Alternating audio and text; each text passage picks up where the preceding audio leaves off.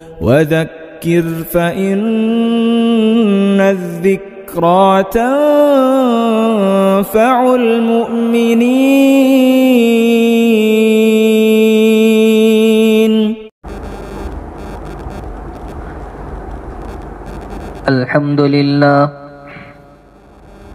الحمد لله نحمده ونستعينه ونستغفره ونؤمن به ونتوكل عليه ونعوذ بالله من شرور أنفسنا ومن سيئات أعمالنا. من يهده الله فلا مضل له ومن يضلله فلا هادي له. ونشهد أن لا إله إلا الله وحده لا شريك له. ونشهد أن سيدنا ونبينا ومولانا محمدا عبده ورسوله صلى الله تعالى عليه وعلى آله وأصحابه وبارك وسلم تسليما كثيرا كثيرا. أما بعد فأعوذ بالله من الشيطان الرجيم. بسم الله الرحمن الرحيم. يا أيها الذين آمنوا إذا نودي للصلاة من يوم الجمعة فاسعوا إلى ذكر الله وذروا البيع ذلكم خير لكم إن كنتم تعلمون. بزرگان محترم اور برادران عزیز،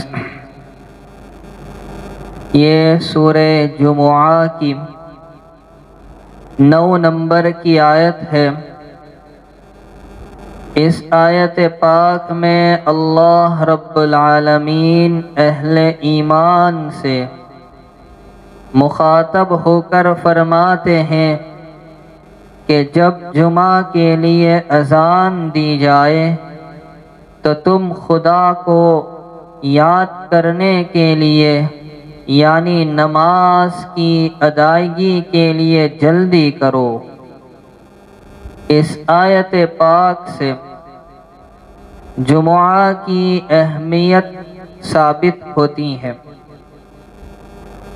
اللہ تبارک و تعالی نے اپنی قدرت کاملہ سے اس کائنات کو عدم سے وجود بخشا اور اللہ نے اپنی قدرت سے بعض چیزوں کو بعض چیزوں پر فضیلت، فوقیت اور برتری عطا فرمائی. مثلا مہینوں میں رمضان المبارک کو اس نے فضیلت دی، تو اسی طرح دنوں میں جمعہ کے دن کو فضیلت اور فوقیت عطا فرمائی ہے. جمعہ ہفتے کا 7واں دن ہے. زمانہ جاہلیت میں اس کو عروبہ کہا جاتا تھا، جس کے معنی رحمت کے آتے ہیں، اور بعد میں اس کو جمعہ کا نام دیا گیا. یہاں ایک سوال یہ پیدا ہوتا ہے کہ کیا جمعہ اسلامی نام ہے یا یہ نام پہلے سے چلا آ رہا ہے؟ تو اس سلسلے میں 2 قول بیان کیے گئے ہیں.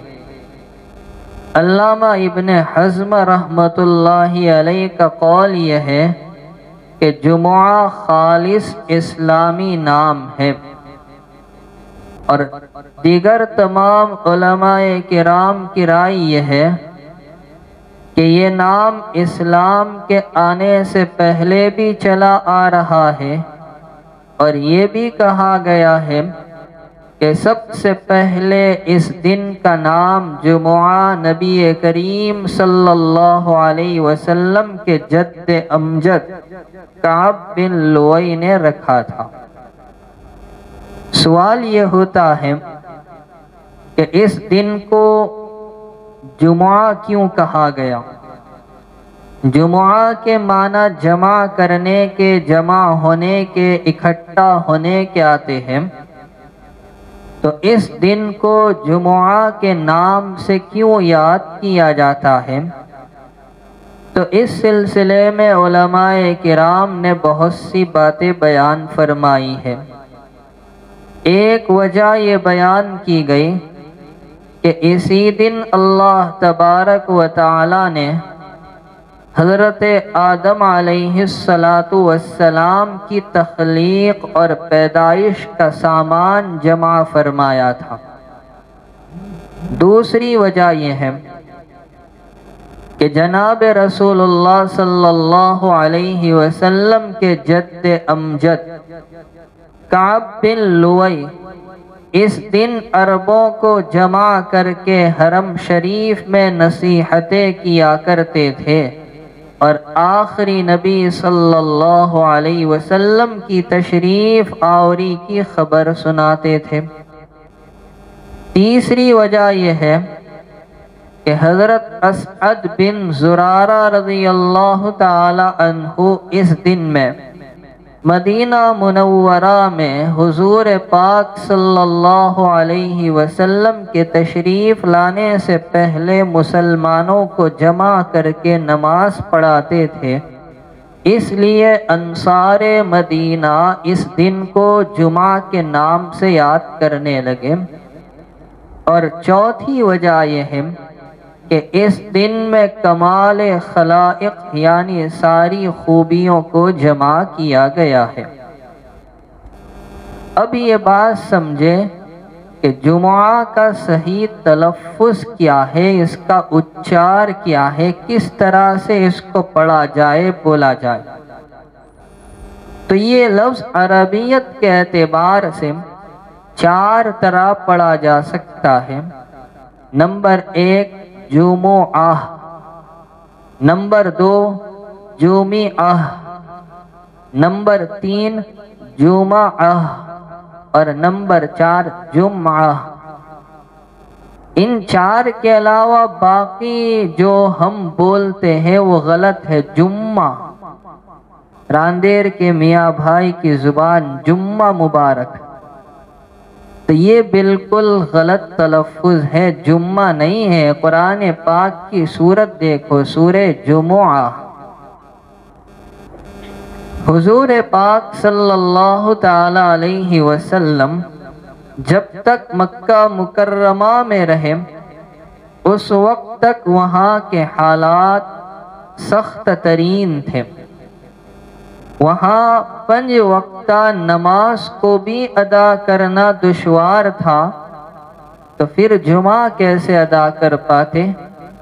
جب آقا صلی اللہ علیہ وسلم ہجرت فرما کر مدینہ طیبہ تشریف لے گئے تو ایک روایت کے مطابق پیر، منگل اور بدھ ان 3 دنوں میں آپ نے قباء میں قیام فرمایا۔ جمعرات کے دن مسجد قباء کی بنیاد رکھی اور جمعہ کے دن آپ مدینہ منورہ کے لیے روانہ ہوئے۔ ابھی آپ بنی سالم کے محلے میں تھے کہ جمعہ کا وقت ہو گیا، تو نبی کریم صلی اللہ علیہ وسلم نے وہاں ایک میدان میں جمعہ کی نماز ادا فرمائی، اور اب وہاں ایک مسجد بنا دی گئی ہے۔ اس مسجد کو مسجد جمعہ ہی کہا جاتا ہے اور مسجد بنی سالم بھی کہا جاتا ہے۔ سب سے پہلا جمعہ تو حضرت اسعد بن زرارہ رضی اللہ تعالی عنہ نے پڑھایا تھا، لیکن وہ جمعہ کا حکم آنے سے پہلے، اور جمعہ کا حکم آنے کے بعد سب سے پہلا جمعہ حضرت مصعب بن عمیر رضی اللہ تعالی عنہ نے پڑھایا۔ اسی لیے ایک صحابی حضرت کعب بن مالک رضی اللہ تعالی عنہ جب جمعہ کی اذان سنتے تھے تو حضرت اسعد بن زرارہ رضی اللہ تعالیٰ عنہ کے لیے رحمت کی دعا کرتے تھے۔ حدیث کی کتابوں میں جمعہ کے بڑے فضائل آئے ہیں، چند فضیلتیں میں آپ کے سامنے پیش کر دوں۔ نمبر 1، حضرت ابو ہریرہ رضی اللہ تعالیٰ عنہ سے روایت ہے، رسول اللہ صلی اللہ علیہ وسلم نے ارشاد فرمایا کہ ان دنوں میں سب سے بہتر دن جن میں آفتاب طلوع ہوتا ہے وہ جمعہ کا دن ہے۔ اسی دن حضرت آدم علیہ السلام کو پیدا کیا گیا، اسی دن انہیں جنت میں داخل کیا گیا، اسی دن انہیں جنت سے نکالا گیا اور زمین پر اتارا گیا، اور قیامت بھی اسی دن قائم ہوگی۔ اس ایک روایت میں جمعہ کی 4 فضیلتیں اور خصوصیتیں ایک ساتھ بیان کر دی گئی۔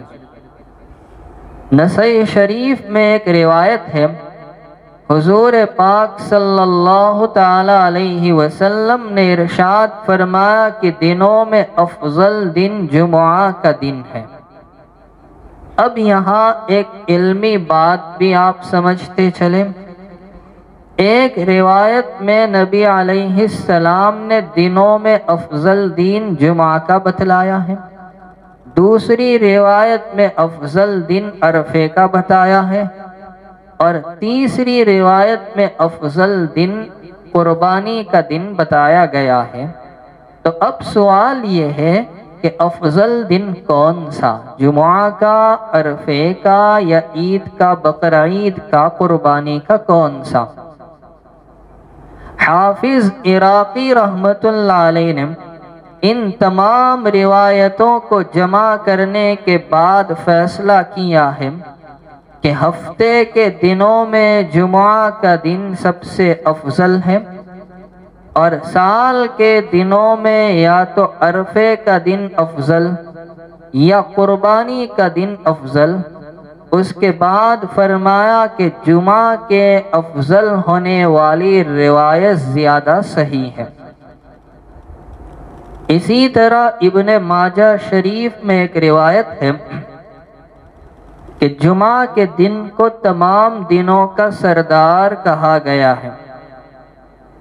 ابن ماجہ شریف کی ایک اور روایت ہے کہ جمعہ کا دن اللہ تعالیٰ کے نزدیک عظمت کے اعتبار سے، مقام و مرتبے کے اعتبار سے عید الفطر اور عید الاضحیٰ سے بھی بڑھ کر ہے۔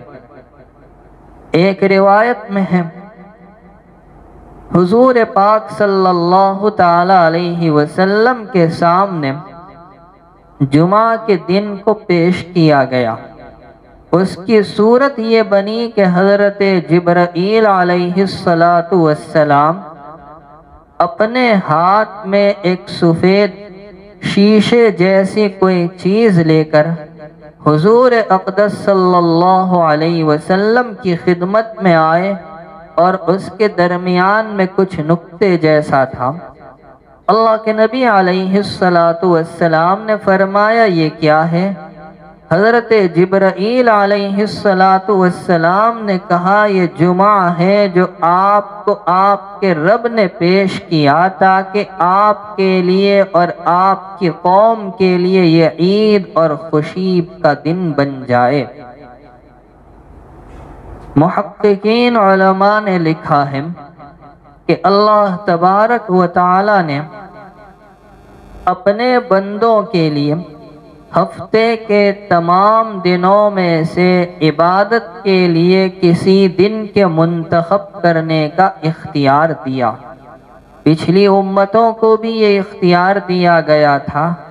سب سے پہلے یہود آئے، انہیں اختیار دیا گیا تو انہوں نے سوچا کہ سنیچر کا دن یہ افضل ترین دن ہے۔ اللہ نے کائنات کی تخلیق فرمائی تو اتوار کے دن سے شروعات کی تھی، تو جمعہ کے دن تک میں یہ پوری کائنات بن گئی، سنیچر کے دن خالی رہا، گویا اللہ نے چھٹی رکھی، ہم بھی چھٹی رکھیں گے۔ اس لیے انہوں نے عبادت کے لیے سنیچر کے دن کا انتخاب کیا۔ بعد میں نصارہ آئے، انہیں جب اختیار دیا گیا تو انہوں نے اتوار کے دن کو اختیار کیا اور عبادت کے لیے منتخب کیا، لیکن ان دونوں کا انتخاب غلط رہا۔ اخیر میں اس امت محمدیہ کو اختیار دیا گیا تو انہوں نے جمعہ کے دن کو اختیار کیا۔ بخاری شریف کی حدیث میں ہے، حضور پاک صلی اللہ تعالی علیہ وسلم ارشاد فرماتے ہیں کہ ہم دنیا میں آنے کے اعتبار سے تو سب سے پیچھے ہیں، لیکن قیامت کے دن سب سے پہلے ہوں گے۔ اور مسلم شریف کی روایت میں یہ بھی ہے کہ قیامت کے دن تمام مخلوقات میں سب سے پہلے فیصلہ ہماری امت کے بارے میں ہوگا۔ جمعہ کے دن ایک مقبول گھڑی ہوتی ہے۔ حضرت ابو ہریرہ رضی اللہ تعالیٰ عنہ کی روایت ہے، سرکار دو جہاں صلی اللہ تعالیٰ علیہ وسلم ارشاد فرماتے کہ جمعہ کے دن ایک ساعت ایک گھڑی آتی ہے جس میں اگر کوئی مؤمن بندہ اس گھڑی کو پائے اور اللہ سے دعا کرے اور بھلائی کا سوال کرے تو اللہ تبارک و تعالی اس کو بھلائی عطا فرما دیتے ہیں، یعنی اس گھڑی میں اس کی مانگی ہوئی چیز دے دی جاتی ہے، اس کی مراد پوری کر لی جاتی ہے۔ لیکن سب سے بڑا سوال یہ ہے کہ یہ مقبول گھڑی ہوتی کب ہے؟ شریعت کا مزاج ہے کہ ایسی چیزوں کو پوشیدہ رکھ دیا گیا، جیسے شب قدر کب ہوتی ہیں۔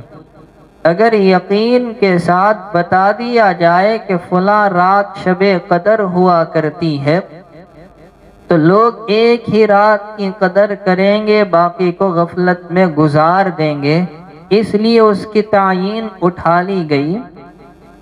اسی طرح جمعہ کے دن جو مقبول گھڑی ہوتی ہے، اگر بتا دیا جائے کہ یہ ساعت یہ گھڑی فلاں وقت ہوا کرتی ہے تو لوگ اسی میں عبادت کا دعاؤں کا اہتمام کریں گے اور باقی کو لا یعنی میں گزار دیں گے۔ اس لیے یہ گھڑی کب ہے، کون سا وقت ہے؟ علامہ سید محمد یوسف صاحب بنوری رحمۃ اللہ علیہ نے اپنی کتاب میں اس سلسلے میں 45 اقوال بیان کیے۔ اس سے اندازہ لگائے کہ یہ گھڑی کب ہوتی ہے۔ میں چند قول آپ کے سامنے پیش کروں گا۔ نمبر 1، حضرت ابو ہریرہ رضی اللہ تعالی عنہ کی روایت سے تائید ہوتی ہے کہ جمعہ کے دن کی یہ مقبول گھڑی صبح صادق سے لے کر طلوع آفتاب تک ہوتی ہے۔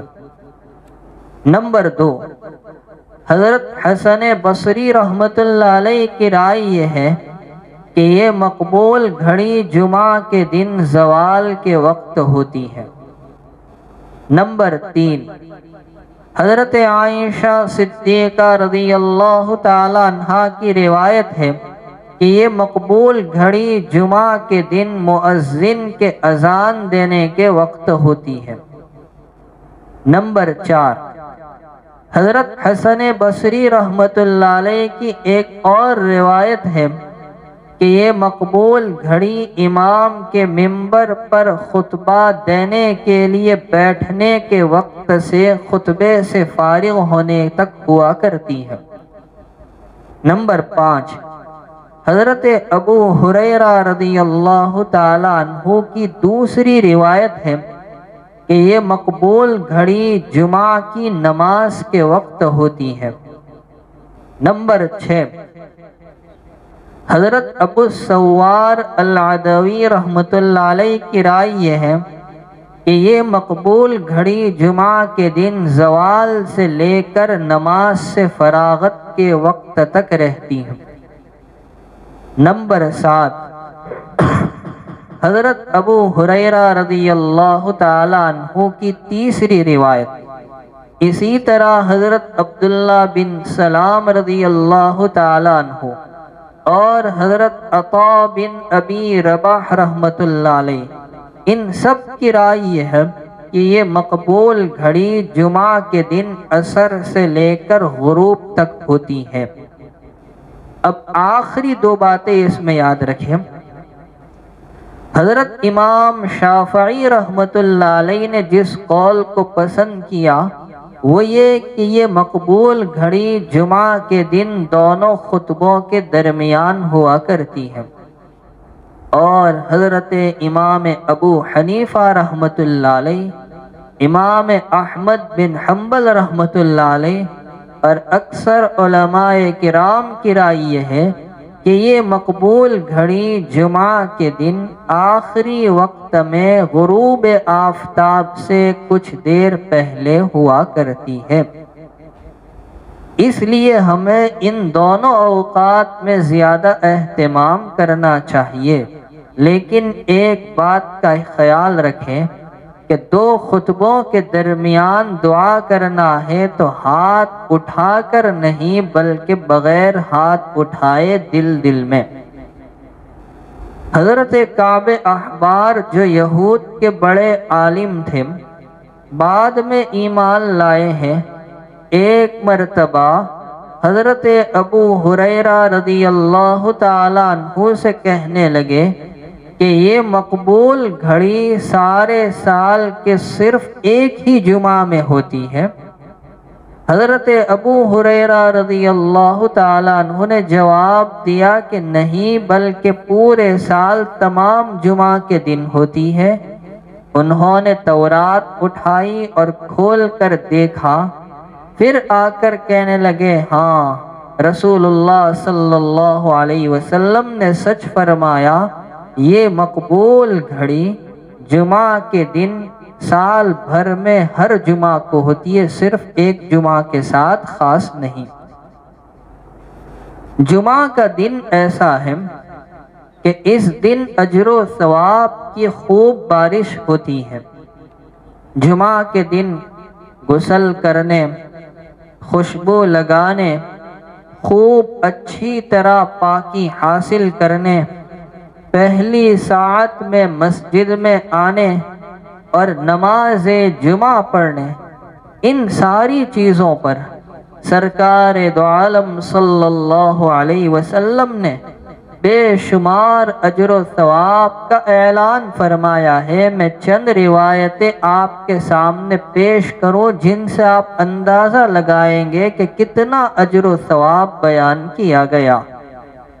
بخاری شریف میں حضرت سلمان فارسی رضی اللہ تعالیٰ عنہ کی روایت ہے، حضور اقدس صلی اللہ علیہ وسلم نے ارشاد فرمایا، جو آدمی جمعہ کے دن غسل کرے، خوب اچھی طرح پاکی حاصل کرے، تیل استعمال کرے اور گھر میں جو خوشبو میسر ہو اسے لگائے، پھر نماز جمعہ کے لیے نکلے، مسجد پہنچ کر آدمیوں کے درمیان نہ گھسے اور جتنی ہو سکے نفل پڑھے، اور جب امام خطبہ شروع کرے تو خاموشی کے ساتھ سنتا رہے، تو اس جمعہ سے لے کر اگلے جمعہ تک کے سارے گناہ اس کے معاف کر دیے جاتے ہیں۔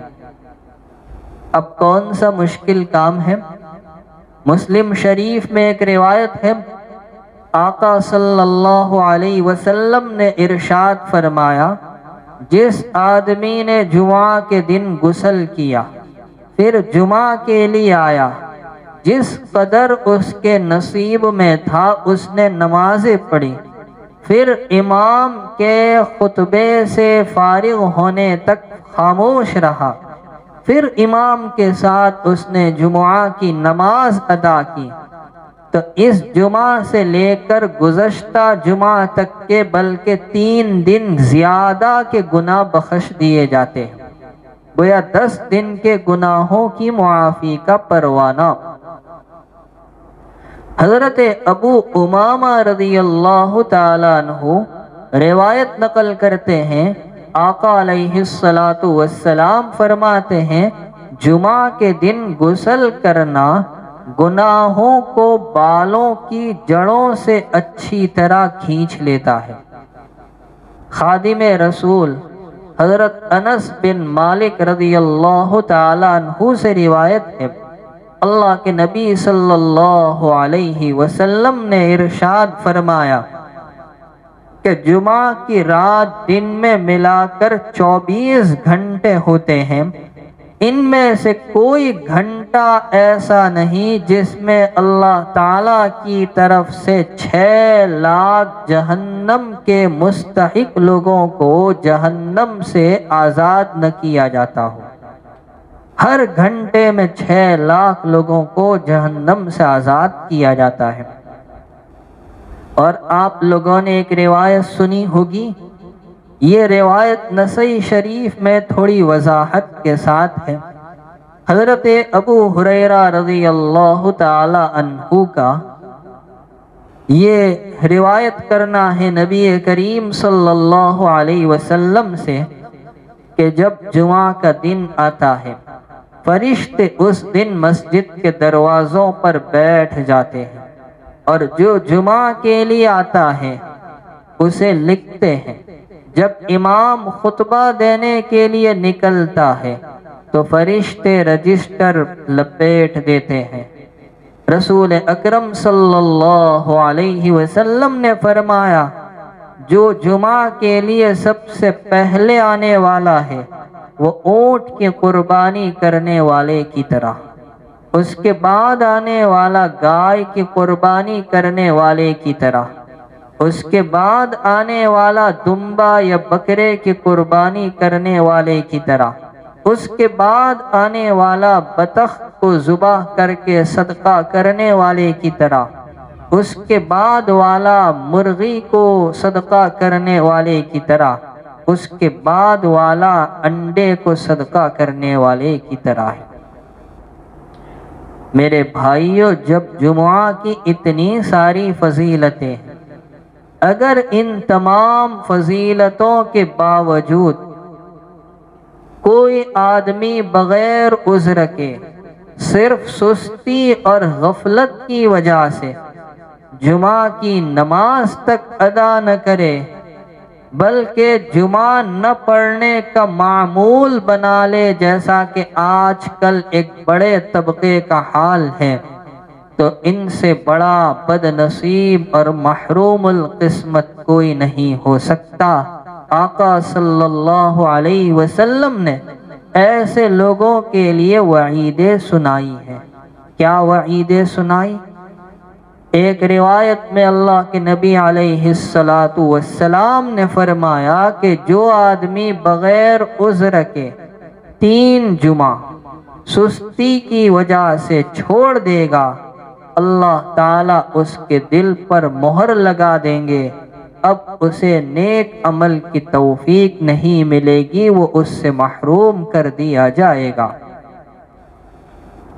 اور حضرت عبداللہ بن عباس رضی اللہ تعالیٰ عنہما سے روایت ہے، آقا علیہ السلام فرماتے ہیں جو آدمی بغیر کسی مجبوری کے جمعہ کی نماز چھوڑے گا، وہ اللہ کے اس دفتر میں جس میں کوئی رد و بدل نہیں ہو سکتا منافق لکھا جائے گا۔ بعض روایات میں 3 مرتبہ چھوڑنے کا ذکر ہے۔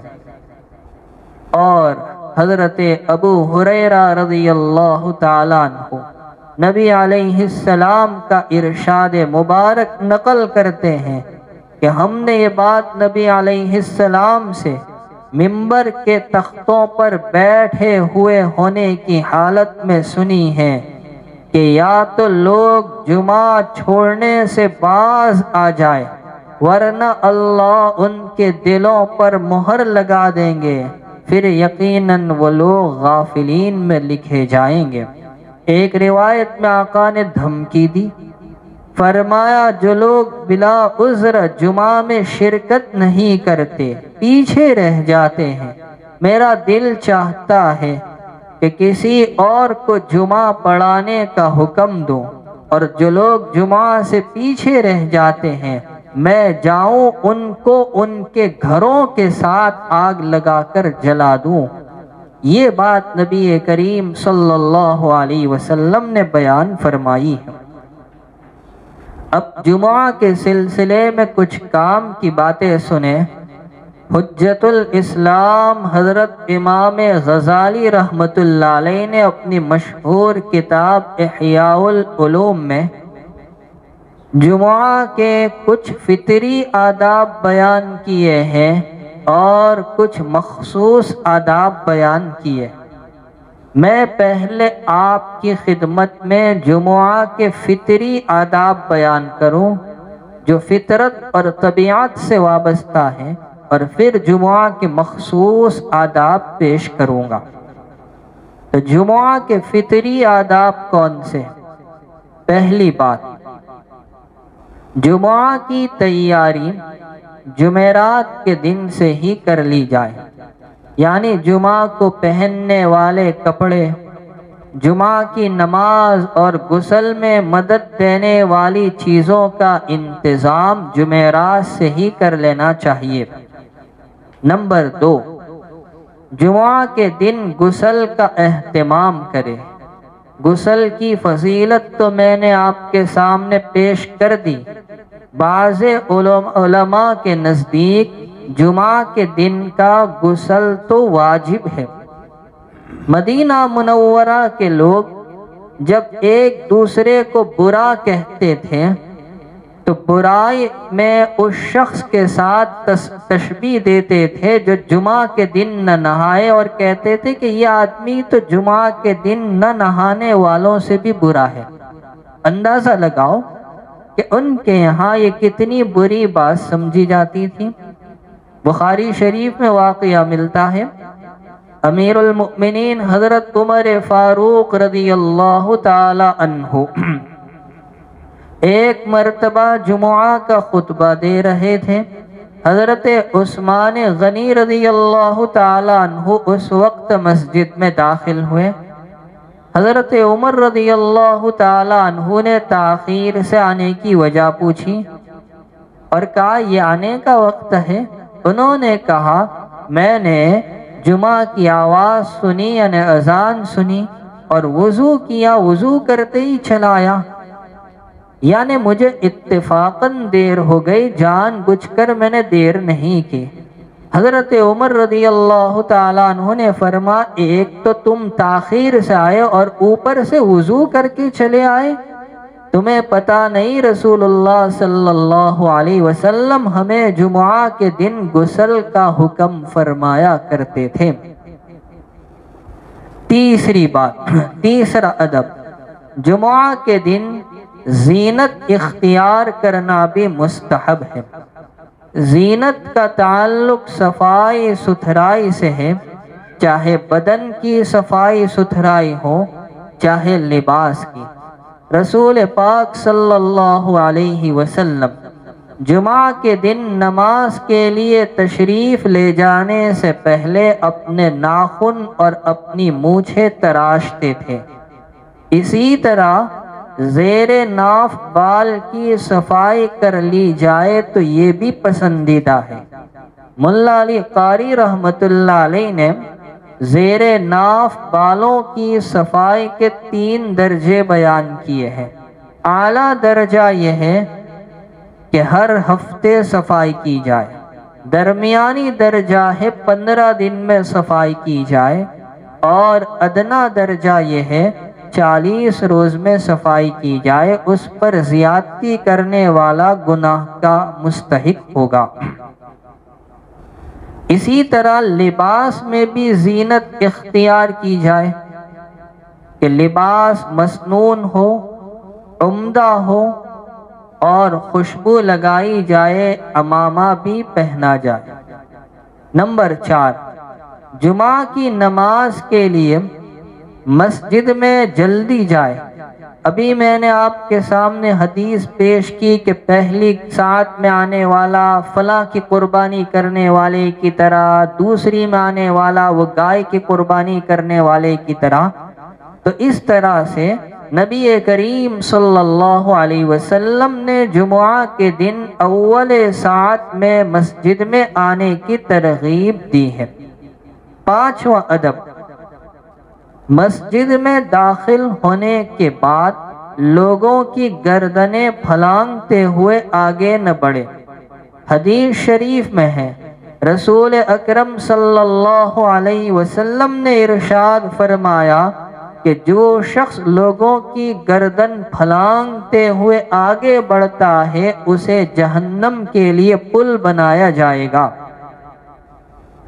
ایک صاحب جمعہ کے دن مسجد میں آئے، رسول پاک صلی اللہ علیہ وسلم خطبہ دے رہے تھے اور لوگوں کی گردنیں پھلانگتے ہوئے آگے بڑھے، اگلی صفوں میں بیٹھ گئے۔ نماز سے فراغت کے بعد رسول اللہ صلی اللہ علیہ وسلم نے فرمایا، تمہیں آج ہمارے ساتھ جمعہ پڑھنے سے کس چیز نے روکا؟ انہوں نے کہا، اللہ کے نبی میں تو آپ کے ساتھ تھا، میں نے آپ کے پیچھے جمعہ کی نماز پڑھی۔ آپ نے ارشاد فرمایا کہ تم لوگوں کی گردنیں پھلانگتے ہوئے نہیں آئے۔ معلوم ہوا کہ اس طرح کی حرکت سے عمل ضائع ہو جاتا ہے۔ 6واں ادب، مسجد میں داخل ہونے کے بعد ایسی جگہ بیٹھے جہاں گزرنے والوں کو پریشانی نہ ہو، اور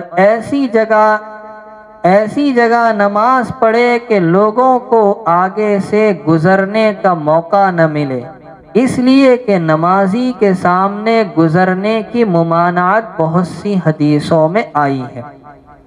7واں ادب، صف اول میں نماز پڑھنے کی کوشش کرے، لیکن اس کے لیے شرط ہے لوگوں کی گردنیں پھلانگتے ہوئے آگے نہ بڑھے۔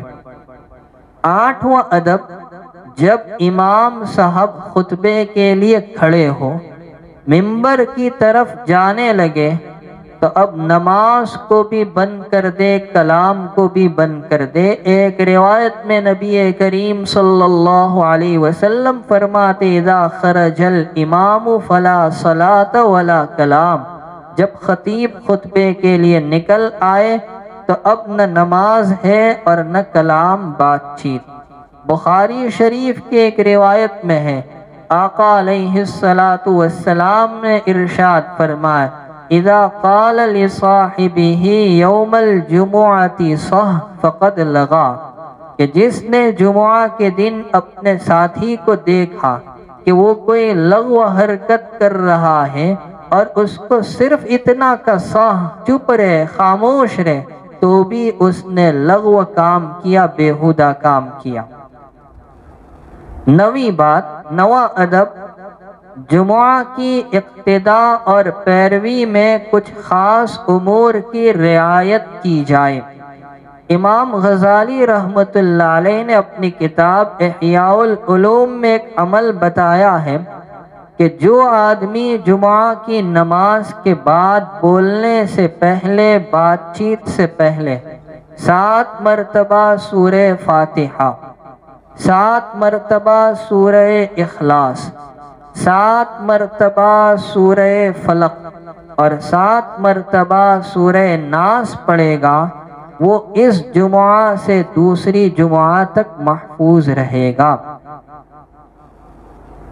10واں ادب، جمعہ کے دن عصر کی نماز تک مسجد میں رہے، عصر کی، لیکن دال چاول کا یہ شوق اتنا ہوتا ہے، کون رہے گا؟ اور مغرب تک ٹھہرے تو یہ زیادہ بہتر ہے۔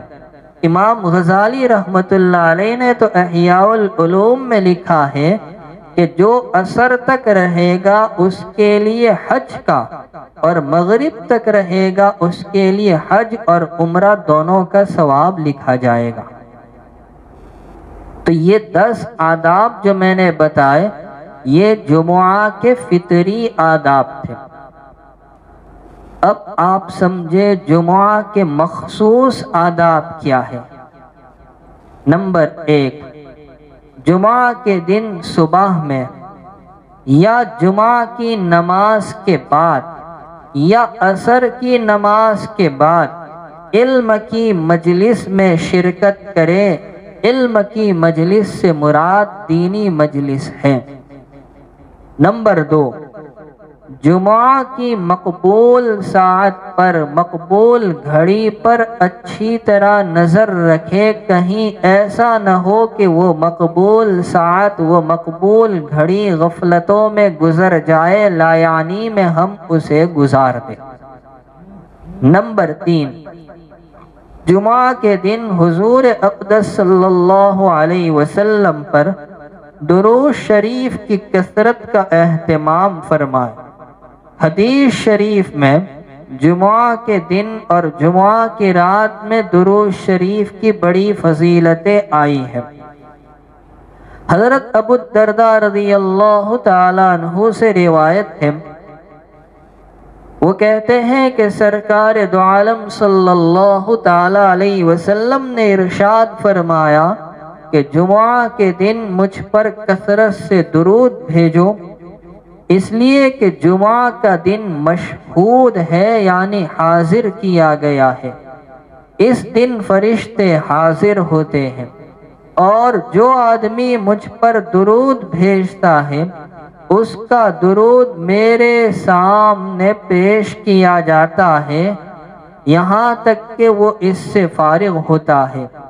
حضرت ابو الدرداء رضی اللہ تعالی عنہ وہ کہتے ہیں کہ میں نے یہ بات سن کر رسول اکرم صلی اللہ علیہ وسلم سے عرض کیا کہ مرنے کے بعد بھی درود آپ کے سامنے پیش کیا جائے گا؟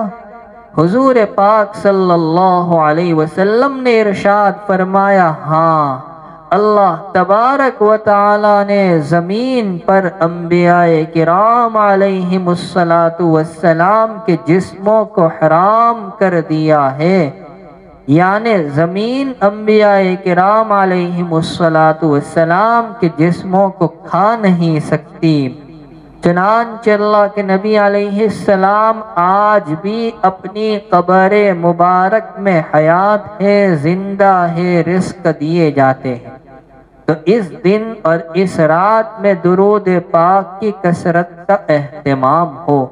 حضرت شیخ مولانا محمد زکریا صاحب رحمۃ اللہ علیہ نے فضائل درود میں لکھا ہے کہ حضرت مولانا فیض الحسن صاحب سہارنپوری رحمۃ اللہ علیہ کے داماد نے مجھ سے بیان کیا کہ جس مکان میں مولانا فیض الحسن صاحب رہتے تھے، جب ان کا انتقال ہوا تو 1 مہینے تک وہاں عطر کی خوشبو آتی رہی۔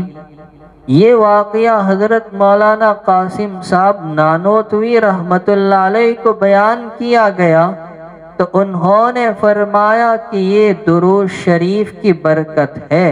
مولانا فیض الحسن صاحب رحمت اللہ علیہ کا معمول تھا کہ جمعہ کی رات میں بیدار رہ کر اس مکان میں جس میں وہ رہتے تھے، جس میں انتقال فرمایا، رسول اللہ صلی اللہ علیہ وسلم پر درود پاک پڑھنے کا اہتمام فرماتے تھے۔ نمبر 4، جمعہ کے دن کلام اللہ شریف کی تلاوت کا اہتمام کیا جائے، خصوصاً سورہ کہف کی تلاوت ضرور کرے، اس لیے کہ متعدد روایات میں جمعہ کے دن سورہ کہف کی تلاوت کی فضیلت آئی ہے۔ ایک حدیث میں سرکار دو جہاں صلی اللہ علیہ وسلم نے ارشاد فرمایا کہ جو آدمی جمعہ کے دن سورہ کہف کی تلاوت کرے گا اس کے لیے دونوں جمعہ کے درمیان نور ہی نور کر دیا جائے گا۔ اور ایک دوسری حدیث میں رسول پاک صلی اللہ علیہ وسلم نے ارشاد فرمایا کہ جو شخص جمعہ کے دن سورہ کہف کی تلاوت کرے گا وہ 8 دن تک فتنوں سے محفوظ رہے گا، یہاں تک کہ اگر ان دنوں میں دجال بھی نکل آئے تو اس کے بھی فتنے سے محفوظ رہے گا۔ اور ایک دوسری روایت میں جمعہ کے دن سورہ ہود کی تلاوت کا بھی ذکر آیا ہے، اور تیسری روایت میں جمعہ کے دن سورہ آل عمران کی تلاوت کا بھی ذکر ہے کہ جس نے جمعہ کے دن سورہ آل عمران کی تلاوت کی اللہ تعالیٰ اور اس کے فرشتے سورج غروب ہونے تک اس پر رحمتیں نازل کرتے ہیں۔ لیکن اکثر روایتوں میں سورہ کہف ہی کا ذکر ہے، اس لیے بندہ یہ کہتا ہے کہ دیکھیے اکثر روایتوں میں سورہ کہف کا ذکر ہے، بعض میں سورہ ہود اور آل عمران کا ہے۔ زندگی میں کبھی کبھار اس سنت پر بھی عمل کر لیا جائے تاکہ ایک ادا رسول اللہ صلی اللہ علیہ وسلم کی ہم سے ادا ہو جائے۔ پانچویں بات، پانچواں ادب، جمعہ کے دن صلاۃ التسبیح پڑھی جائے۔ حضور اقدس صلی اللہ علیہ وسلم نے بڑے اہتمام کے ساتھ اپنے چچا حضرت عباس رضی اللہ تعالیٰ عنہ کو سکھائی تھی اور فرمایا کہ یہ نماز تم ہر جمعہ کو پڑھو۔ چنانچہ انہوں نے اس کا ایسا معمول بنایا تھا کہ کبھی ناغہ نہیں کیا۔ چھٹا ادب، جمعہ کے دن صدقے کا اہتمام کیا جائے۔ ایک حدیث میں ہے کہ جمعہ کے دن کے صدقے کا دگنا اجر و ثواب ملتا ہے۔ اور ساتواں ادب ہے، جمعہ کے دن کو آخرت کے کاموں کے لیے خاص کر دے۔ ہفتے کے 6 دن تو ہم نے دنیا کے لیے خاص کیے ہیں، ایک دن اللہ کے لیے، آخرت کے لیے، دین کے لیے خاص کرے۔ جتنا ہو نیک کام کرے اور مغرب سے پہلے دعاؤں کا اہتمام کرے۔ ہمارا حال یہ ہے کہ جمعہ کو لے کر بہت سی کوتاہیاں ہم میں پائی جاتی ہیں۔ کون کون سی کوتاہیاں ہیں؟ ذرا ایک نظر ڈالے اس پر۔ پہلی کوتاہی یہ ہے کہ ہم میں سے ایک بڑا طبقہ وہ جمعہ کی نماز بھی ادا نہیں کرتا۔ یہ گناہ کبیرہ ہے، یہ جمعہ کی بڑی ناقدری ہے۔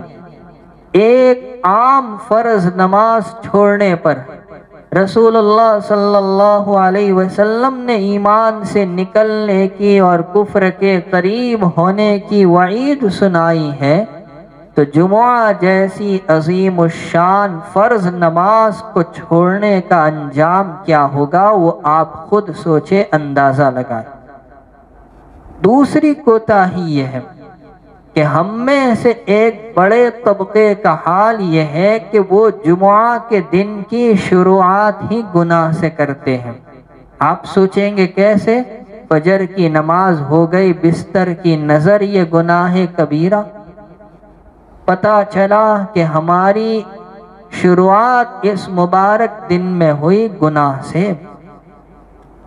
تیسری کوتاہی، ہم میں سے ایک طبقہ ایسا بھی ہے کہ جو جمعہ کے دن بغیر غسل کے ہی مسجد میں چلا آتا ہے، حالانکہ میں نے ابھی آپ کے سامنے جمعہ کے دن کے غسل کی فضیلت سنائی۔ چوتھی کوتاہی یہ ہے کہ ہم میں سے ایک طبقہ جمعہ کے دن کی زینت کو ترک کر دیتا ہے، حالانکہ اس دن صفائی ستھرائی کی، اور لباس کی عمدگی کی اللہ کے نبی علیہ السلام نے نہ صرف تعلیم دی ہے بلکہ آپ نے اس پر عمل کر کے دکھایا ہے۔ پانچویں کوتاہی یہ ہے کہ ہم میں سے ایک طبقہ جمعہ کے دن ناجائز زینت کے ساتھ غیر شرعی لباس میں، غیر شرعی وضاقتہ میں چلا آتا ہے۔ چھٹی کوتاہی یہ ہے کہ ہم میں سے ایک طبقہ جمعہ کے دن بالکل اخیری وقت میں مسجد میں آتا ہے جبکہ فرشتے بھی رجسٹر لپیٹ کر بیٹھ جاتے ہیں، اب ان کا نام جمعہ پڑھنے والوں میں لکھا ہی نہیں جاتا۔ ساتویں کوتاہی یہ ہے کہ ہم میں سے ایک طبقہ جمعہ کے خطبے کو سنتا ہی نہیں بلکہ خطبے کے دوران فضول بات چیت میں مشغول رہتا ہے، حالانکہ جمعہ کے خطبے کی بڑی اہمیت ہے۔ ابتدائے اسلام میں جب جمعہ کی فرضیت کا حکم آیا تو نماز پہلے تھی، خطبہ بعد میں تھا، جیسا کہ عید میں ہوتا ہے۔ چنانچہ ایک مرتبہ نبی اکرم صلی اللہ تعالی علیہ وسلم نے جمعہ کی نماز پڑھائی اور خطبہ دے رہے تھے تو اچانک ایک قافلہ ملک شام سے تجارتی سامان کو، غلے کو لے کر مدینہ منورہ پہنچا۔ یہ وہ دور تھا کہ جب مدینہ منورہ میں غلے کی کمی تھی۔ صحابہ کرام نے سوچا کہ ہم نے نماز تو پڑھ لی ہے اور ہمارے گھروں میں غلہ نہیں تو کہیں سامان ختم نہ ہو جائے، یہ خیال کر کے جمعہ کا خطبہ چھوڑ کر خرید و فروخت کے لیے چلے گئے اور نبی کریم صلی اللہ علیہ وسلم کے سامنے مسجد میں صرف 12 صحابہ رہ گئے۔ تو اس موقع پر یہ آیت نازل ہوئی جو اس سورت کی آخری آیت ہے، وَإِذَا رَأَوْا تِجَارَةً أَوْ لَهْوًا انفَضُّوا إِلَيْهَا وَتَرَكُوكَ قَائِمًا، کہ یہ لوگ جب تجارت کو یا تماشے کو دیکھتے ہیں تو اس جانب بھاگتے ہیں اور آپ کو کھڑا چھوڑ کر چلے جاتے ہیں۔ اس لیے ہمیں چاہیے کہ خطبے کو دھیان سے پوری توجہ سے سنیں۔ آٹھویں کوتاہی یہ ہے کہ ہم میں سے ایک بڑا نہیں بلکہ بہت بڑا طبقہ جمعہ کی اذان کے بعد بھی کاروبار کو جاری رکھتا ہے، خرید و فروخت میں مشغول رہتا ہے۔ اللہ تو اپنے کلام میں ارشاد فرماتے ہیں، یا ایھا الذین آمنوا اذا نودی للصلاة من یوم الجمعہ فاسعوا الی ذکر اللہ وذروا البیع، کہ جب تمہیں جمعہ کے لیے بلایا جائے تو اللہ کے ذکر کی جانب چلو، کاروبار کو چھوڑ دو۔ علماء کرام نے لکھا ہے کہ جمعہ کی پہلی اذان کے بعد خرید و فروخت کرنا مکروہ ہے۔ نویں کوتاہی یہ ہے کہ ہم میں سے ایک طبقہ جمعہ کے دن بھی گناہوں سے باز نہیں آتا، حالانکہ جمعہ کا دن عظمت والا، برکت والا دن ہے۔ اس دن کی عظمت اور برکت کا تقاضا تو یہ تھا کہ ہم اللہ رب العزت کی زیادہ سے زیادہ عبادت کرتے، اطاعت کرتے، منکرات سے، فواحش اور بے حیائی سے بچتے، لیکن ہم لوگوں نے تو گناہوں کی کثرت کے ذریعے اس دن کی عظمت و تقدس کو پامال کر دیا۔ اور 10ویں کوتاہی یہ ہے کہ ہم میں سے ایک بڑا طبقہ ایسا بھی ملے گا جو جمعہ پڑھ لیتا ہے لیکن سنتوں کو چھوڑ دیتا ہے، نہ جمعہ سے پہلے کی سنت نہ جمعہ کے بعد کی سنت۔ میرے بھائیوں، جمعہ کے دن کی بڑی خصوصیتیں ہیں۔ حافظ ابن القیم رحمۃ اللہ علیہ نے اپنی کتاب زاد المعاد میں 33 خصوصیتیں بیان کی ہیں، اور علامہ جلال الدین سیوطی رحمۃ اللہ علیہ نے مستقل کتاب لکھی ہے اللمعہ فی خصائص الجمعہ، جس میں انہوں نے جمعہ کی 100 خصوصیتیں اور احکام بتلائے ہیں۔ میں چند باتیں اس میں سے آپ کو پیش کر دوں۔ پہلی بات، جمعہ کے دن جمع ہونا، اکٹھا ہونا عرفے کے دن کے بعد سب سے زیادہ اہم ہے۔ نمبر 2، جمعہ کے دن مسواک کا اہتمام کرنا اور دنوں میں مسواک کرنے کے مقابلے میں زیادہ بہتر ہے۔ نمبر 3، جمعہ کے لیے جلدی مسجد جانا بہتر ہے۔ دور قدیم میں تو لوگوں کا حال یہ تھا کہ جمعہ کی نماز ادا کرنے کے لیے سحری کے وقت اپنے ہاتھ میں چراغ لے کر مسجد چلے جاتے تھے اور جمعہ ادا کرنے کے بعد پھر لوٹتے تھے۔ ہم سوچ سکتے ہیں۔ نمبر 4، امام کے خطبے کے لیے آنے تک نماز میں، تلاوت میں، ذکر و اذکار اور اوراد و وظائف میں مشغول رہے، لیکن ایک بات یاد رکھے، اگر کسی کا وعظ اور تقریر چل رہی ہو تو ذکر و اذکار کو چھوڑ کر دین کی بات سننے میں مصروف رہے۔ نمبر 5، خطبہ سننا اور اس وقت خاموش رہنا واجب ہے۔ نمبر 6، سورہ کہف کی تلاوت کرنا جمعہ کے دن بہتر ہے۔ نمبر 7، حضور پاک صلی اللہ علیہ وسلم پر درود شریف کی کثرت رکھنا بہتر ہے۔ نمبر 8، جمعہ کے دن مسجد میں خوشبو کی دھونی دینا مستحب ہے۔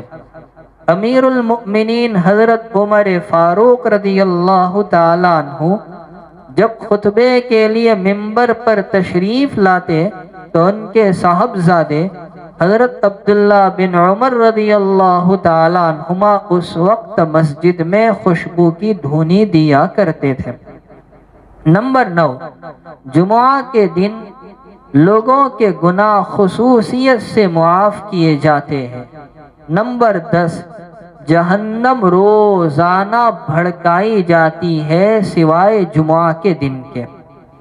نمبر 11، جمعہ کی فجر میں الف لام سجدہ اور سورہ دہر، اور جمعہ کی نماز میں سورہ اعلیٰ اور غاشیہ، اور دوسری روایت کے مطابق سورہ جمعہ اور منافقون، ان سورتوں کی تلاوت کرنا مسنون ہے۔ نمبر 12، جمعہ کی رات میں یا جمعہ کے دن میں انتقال کرنے والے کی بھی فضیلت آئی ہے۔ ترمذی شریف کی روایت میں ہے کہ جس کا انتقال جمعہ کے دن ہو یا جمعہ کی رات میں ہو، اللہ تبارک و تعالی اس کو قبر کے فتنے اور عذاب سے محفوظ فرماتے ہیں۔ تو جمعہ کے سلسلے میں یہ چند فضیلتیں، چند احکام، چند آداب اور خصوصیات کو میں نے مختصراً آپ کے سامنے پیش کیا، اس لیے کہ آج بھی شب جمعہ ہے تو آج ہی سے ہم اس پر عمل کرنا شروع کریں۔ رب العالمین مجھے اور آپ تمام کو اور جمیع امت کو ان باتوں پر عمل کی توفیق و سعادت نصیب فرمائے۔ حنیف بھائی شیخ اور ان کی تینوں بیٹیاں بیمار ہیں۔ امتیاز بھائی خان ساؤنڈ والوں کی والدہ علیل ہے۔ بلساڑ میں شمیم بانو کی طبیعت بہت علیل ہے۔ آدم احمد پٹیل انکلیشور میں بیمار ہے۔ روشن بی بی کونڈ گاؤں میں طبیعت علیل ہے، اور سلیم ابراہیم ملتانی کھمبات میں بیمار ہے۔ اللہ تبارک و تعالی تمام بیماروں کو، مریضوں کو شفائے کاملہ عاجلہ دائمہ مستمرہ عطا فرمائے، اور پہلے سے بہتر صحت و عافیت، طاقت و قوت، سلامتی اور تندرستی کی نعمت سے مالا مال فرمائے۔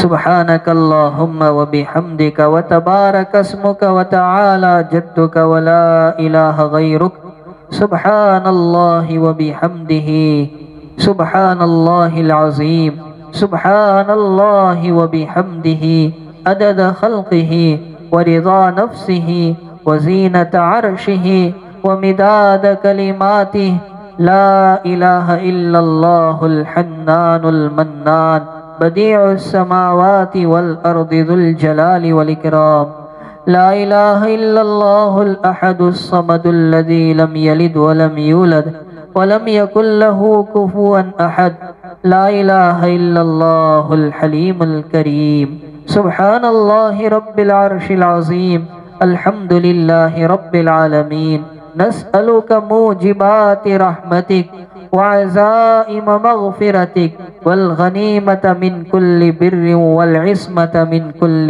ذنب والسلامة من كل إثم، لا تدع لنا ذنبا إلا غفرته ولا هما إلا فرجته ولا ضرا إلا كشفته ولا دينا إلا قضيته ولا مريضا إلا شفيته وعافيته ولا حاجة من حوائج الدنيا والآخرة هي لك رضا إلا قضيتها يا أرحم الراحمين. اللهم حبب إلينا الإيمان وزينه في قلوبنا وكره إلينا الكفر والفسوق والعصيان واجعلنا من الراشدين. اللهم اعتق رقابنا من النار، اللهم اعتق رقابنا ورقاب آبائنا وأزواجنا وأمهاتنا وإخواننا من النار. اللهم أجرنا من النار، اللهم احفظنا من النار. اللهم إنا نسألك الجنة ونعوذ بك من النار. اللهم إنا نسألك علما نافعا وعملا صالحا ورزقا حلالا طيبا واسعا وإيمانا كاملا وإيمانا دائما وقلبا خاشعا ويقينا صادقا وصراطا مستقيما وشفاء من كل داء ودفاء من كل بلاء وراحة عند الموت ومغفرة بعد الموت. اللهم نجنا من الفتن ما ظهر منها وما بطن. اللهم إنك عفو تحب العفو فاعف عنا يا رحيم يا كريم، فاعف عنا يا رحيم يا كريم. اللهم لا مانع لما أعطيت ولا معطي لما منعت ولا ينفع ذا الجد منك الجد. اللهم حاسبنا حسابا يسيرا، اللهم واقية كواقية الوليد. رب کریم ہم گنہگار ہیں، خطا کار ہیں، سیاہ کار ہیں، معصیات میں ڈوبے ہیں. مولا کریم دن رات صبح شام ہر دم ہر لمحہ آپ کی ان گنت نعمتیں ہم پر برسی، مگر آپ کی دی ہوئی نعمتوں کو اور آپ کی عطا کی ہوئی صلاحیتوں کو ہم نے ہمیشہ نافرمانیوں میں کھپایا. الہی الہی تو ہمارے اس جرم عظیم کو معاف فرما دے. اے اللہ آپ معاف نہیں فرمائیں گے تو کون معاف کرے گا؟ رب کریم ہمارے لیے تو ایک ہی در ہے، وہ آپ کا در ہے. امید ساری آپ ہی کے در سے وابستہ ہے. اے اللہ آپ خالق ہے، ہم مخلوق ہے. آپ مالک ہے، ہم مملوک ہے، غلام ہیں. آپ معبود برحق ہے، ہم آپ کے عابدین ہیں. اے اللہ سچا معبود اپنے عابدوں کی حمایت کرتا ہے، سچا معبود اپنے عابدوں کی مدد کرتا ہے. الہ العالمین، الہ العالمین آپ ہماری مدد فرما لیجئے، اے اللہ ہمارے حال پر رحم کر دیجئے، الہ العالمین سارے جرائم پر، سارے گناہوں پر اپنے لطف و احسان سے معافی کا قلم پھیر دے۔ الہ العالمین یقیناً اس وقت جمیع امت بڑے نازک دور سے گزر رہی ہے، پروردگار عالم عجیب کھیل تماشا بنا ہوا ہے، الہ العالمین تو ہمارے حال پر رحم فرما۔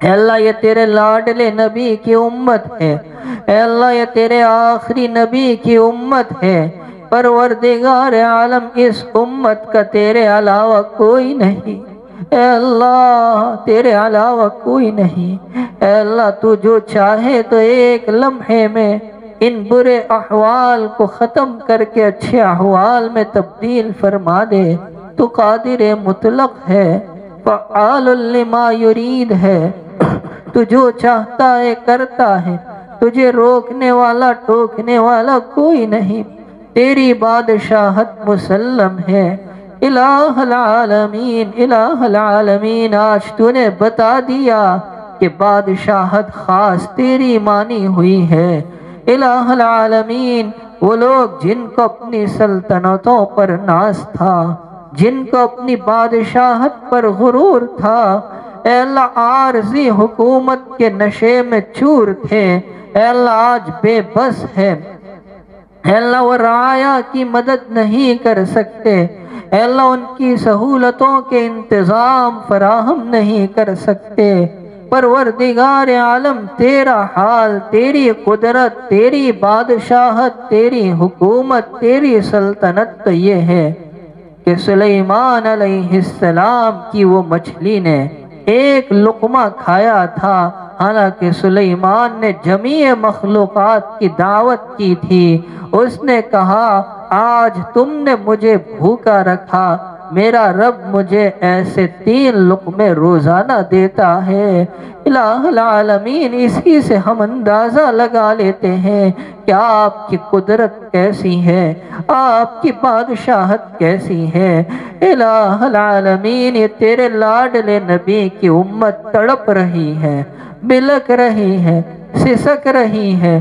اللہ کتنوں نے جان دے دی، رب کریم اسپتال کے صحن اور آنگن تک، کمپاؤنڈ تک پہنچے، ہر تڑپ تڑپ کر کرسی پر بیٹھے ہونے کی حالت میں ہی جان پرواز کر گئی، اے اللہ ایک نہیں سینکڑوں واقعات روزانہ سننے میں آتے ہیں، کل تک جو ہمارے ساتھ اٹھتے تھے، بیٹھتے تھے، کھاتے تھے، پیتے تھے، ایک صف میں نماز پڑھتے تھے، اے اللہ آج وہ ہم میں نہیں رہے، آج اپنی قبروں میں پہنچ گئے ہیں، الہ العالمین، الہ العالمین نہ صرف بوڑھوں کی موت کے واقعات سننے میں آ رہے ہیں، بلکہ جوانوں کی موت کے بھی واقعات سننے میں آ رہے ہیں، الہ العالمین، الہ العالمین کتنے جوان شہید ہو گئے، آج ان کے بچے چھوٹے چھوٹے یتیم ہو گئے،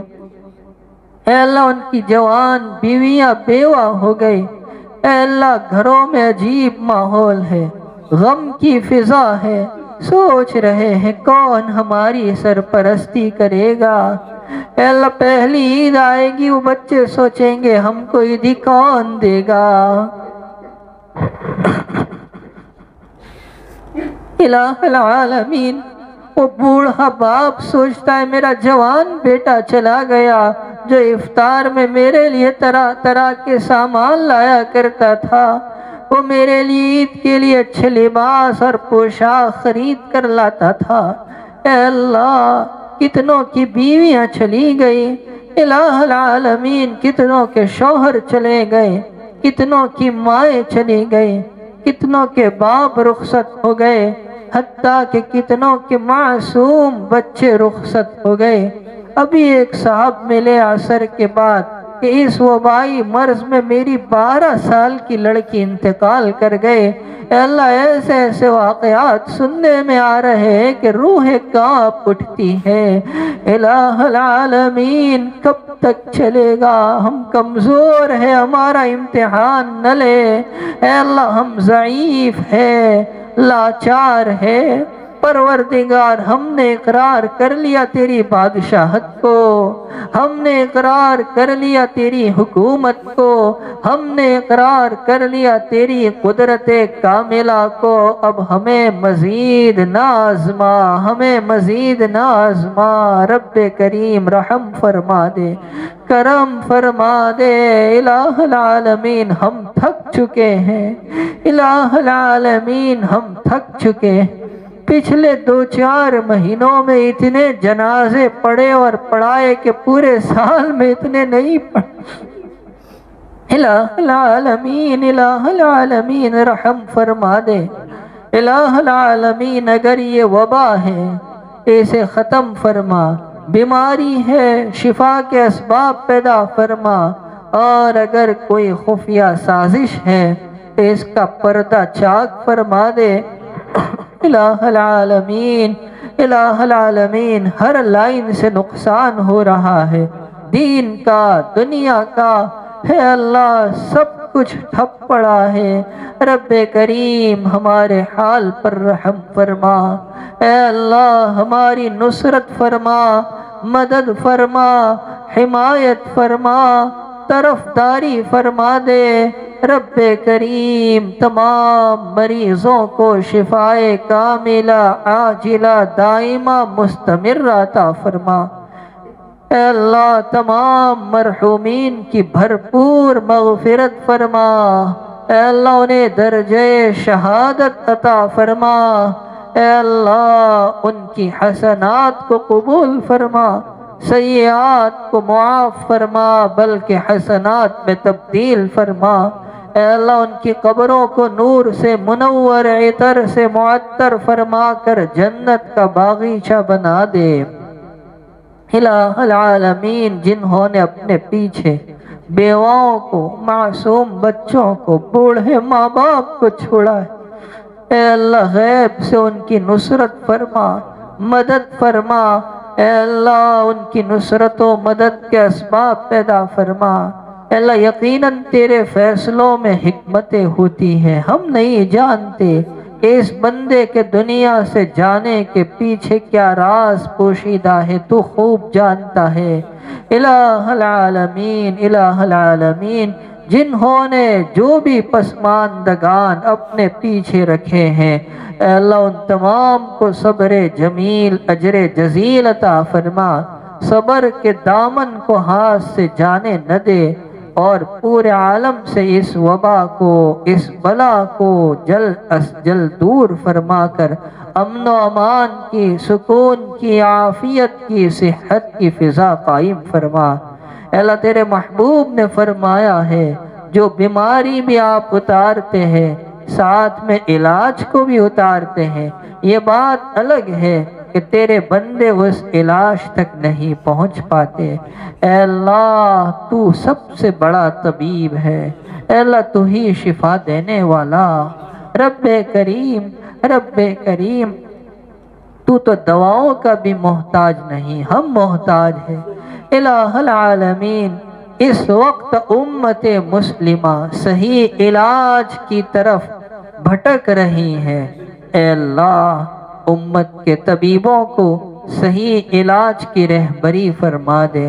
اے اللہ جو ہمارے لیے خیر والا ہو، عافیت والا ہو اور آسانی والا ہو، رب کریم اس کے غلط نتائج نہ آئے، اس سے حفاظت فرما۔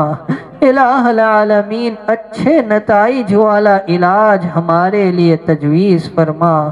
الہ العالمین ہماری مدد فرما، نصرت فرما۔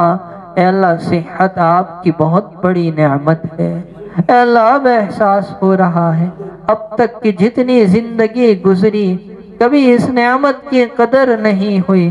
آج جب مریضوں کو دیکھتے ہیں یا میتوں کو دیکھتے ہیں تو احساس ہوتا ہے کہ تو نے ہمیں کتنی بڑی نعمت عطا کر رکھی۔ رب کریم اس صحت کی نعمت کی ہمیں قدردانی نصیب فرما اور اس کا شکر بجا لانے کی صحیح استعمال کی ہمیں توفیق عطا فرما، نا قدری سے نا شکری سے حفاظت فرما۔ رب کریم آخرت کی ذلتی اور رسوائی سے بچا لے، اپنے عرش کے سائے میں ہمیں ٹھکانہ عطا فرما۔ جناب رسول اللہ صلی اللہ علیہ وسلم کی زیارت، شفاعت، آپ کی ملاقات ہم سب کو نصیب فرما۔ میزان عمل میں نیکیوں کے پلڑے کو جھکا دے، نکم اعمال میں وزن پیدا فرما دے، داہنے ہاتھ میں آگے کی جانب سے نام اعمال عطا فرما، بائیں ہاتھ میں ملنے سے حفاظت فرما، پل صراط پر نور کامل نصیب فرما، جہنم اور اس کے تمام برے احوال و فتنوں سے ہمیں محفوظ فرما، اور جنت الفردوس میں اعلیٰ مقام محض اپنے لطف و احسان سے نصیب فرما۔ وصلی اللہ تعالی علی خیر خلقہ محمد وآلہ وصحبہ اجمعین برحمتک یا ارحم الراحمین۔